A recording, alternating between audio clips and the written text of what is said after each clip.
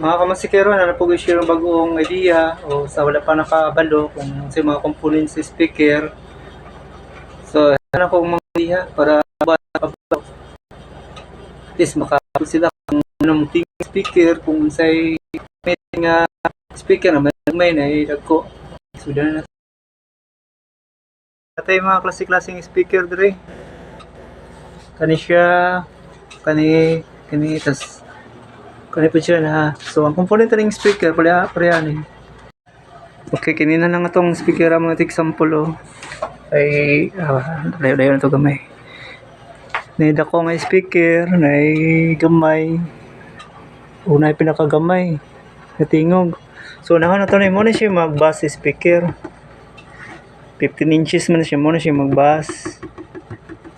Kinahanglan na siya butangan o mid-range o din tweeter. Tweeter man siya. So mapangit siya kung kanila gamiton. Kanilang kay di man siya magpisik. Wala yung mga cymbals mang kawas ba. Wala yung mga pisik, wala yung mga gagmay. So dapat butangan jud ning tweeter o mid-range. Bisag wala na ning mid-range, tweeter lang kung kaniyo. Yung dako. Mura na siya component niya tulo. Kanila mo na siya og forma ng tweetera o. Dahil isa ka tweeter ipakita na kung malahay siya.